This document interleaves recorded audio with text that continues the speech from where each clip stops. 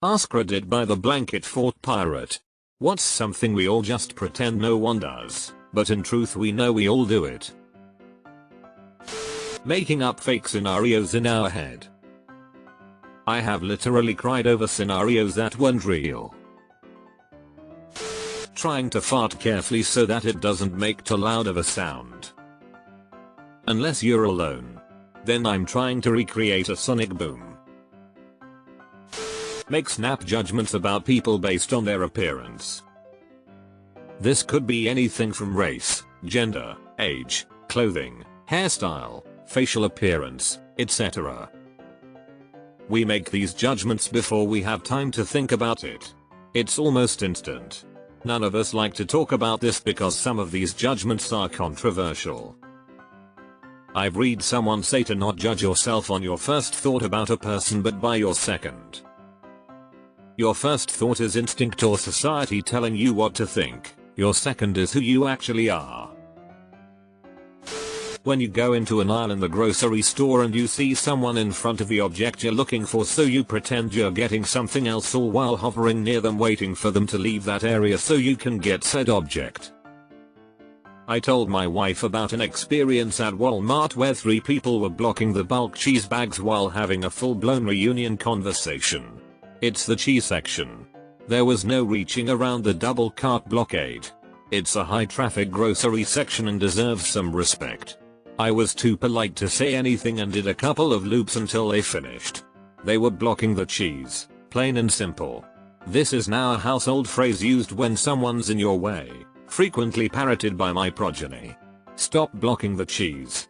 I'm now the butt of an eternal joke. FML. I'm sure there's actually a term for this, but the thing you do when you're upset or hurt and then attribute it to something that feels more respectable to be upset about. Like instead of crying because you're mad that someone forgot your birthday, spirals into the long history of wrongs that person has made. Because it's embarrassing to say that you just wanted to be a special boy for a day. Happy birthday, bud. Procrastination. I was going to say that, but I waited too long. Convincing yourself in your head that everyone around you is doing things perfectly and at full efficiency and expect the same of the people around them. No? Just me? I feel like I'm a moron that is just hiding my uselessness very well. I don't know if we all do it, but open a card and pretend not to see cash fall out while reading the card. Haha. Gotta hit him with the alrighter card. Let's see what it says. Assume you are above average intelligence. I usually assume I'm either the most galaxy-brained human to have ever lived or a complete dumbass. It really depends on the day and on what I'm doing. It is not the picking of the nose that separates us, but what comes after. My dad, 2015. A. Eat it. B. Put it in a tissue. C. Stick it to nearest hidden surface. D. Flick and let universe decide its fate. Look up words that people use because we don't know the meaning even though we pretend to when they are talking. Like, I know I'm using the word in the right context, but if someone was to ask me what it means, I could not tell them. Intrusive thoughts that make us question whether we're secretly psychopaths. The dark ones are a healthy sign though. I ruminate on a certain one I had because it scared me and my therapist said it's because it's so out of character that even the thought hurts you more than you could ever hurt them. Making up conversations in my head before something important. Like I will say this and then the response from other person might be this. Sometimes it can go for 10-15 minutes before I snap back to reality. Especially arguments. I can have both sides of an argument with someone all by myself in my own head. Scratching your crotch. Pinch and twist. Winning fake arguments in your head. Hey, it's better than losing a fake argument in your head. Picking your nose and finding that root boog that feels like it's attached to the base of the brain. One of the best feelings in the world. Read messages from the notification bar then pretending you didn't see the message only much later. I occasionally turn off my Wi-Fi and data, read the message, close the app and then turn data Wi-Fi back on. It seems to work. Recently I had to insist that my wife knocks loudly and waits before opening my son's bedroom door. I really had to explain why FFS. I know he's constantly jacking off, but he would be mortified if anyone knew, especially his parents. Me and my brother shared a room in high school, and so we could only ever do it in the shower or on the toilet. My dad caught on but my mom never really did, and would get incredibly mad when we would spend 30 minutes going to the bathroom after countless events of her knocking on the door and yelling, "What's taking you so long, come on out," every 5 minutes. My brother eventually got fed up and yelled back, "Shut up mom, I'm masturbating." She didn't do it anymore after that. Tell small lies, particularly to make us and others feel better. I generally try really hard not to lie, but there will be times when I subtly change a number just to make a story sound better. It's a weird compulsion that I can't seem to change, although it only happens probably twice 3 times a year. Reading comment texts multiple times after posting them, just to let the fact that you're a modern day Shakespeare settle in. The amount of time I spend looking at my own post messages and pretend that I'm an outsider looking in is embarrassing. Judge other people. Deleted. Fantasize about doing something someone you shouldn't. Man, I could just jump off this building, couldn't I? No brain. We do not want to die. Yes, we technically could do that though. Deleted. Especially when it would be at a suspiciously late hour. I'm a night owl. At least email has a delay send option. Thinking about embarrassing moments. I will find myself having flashbacks to stupid shit from primary school like 2 decades ago and reliving that. Like, bro, you're probably the only person who even remembers. Let it go. Panic clean before guests come over to then apologize for the mess. Edit. I've come to the realization that this was all just a humble brag attempt by my mom. Until you start having no panic, then you stop cleaning. It follows that you stop apologizing for the mess. And finally you stop having visits. Complain about others speeding and saying they are going too fast for no reason, but giving ourselves a pass because what we are late for is really important. Also, everyone is a terrible driver except me. Kids hide their profanity from adults, and adults hide their profanity from kids. Because both sides must maintain the illusion that the other side doesn't know that they know profanity. I still remember vividly the first time I heard my 13-year-old boy loudly exclaim "fuck" through an open window. He was carrying groceries in, and dropped a gallon of milk on the pavement. It was proper usage, and I couldn't bring myself to yell at him over actual spilled milk, so here we are. Smell our own body odor. Talking to ourselves. Well, where else am I going to get expert advice?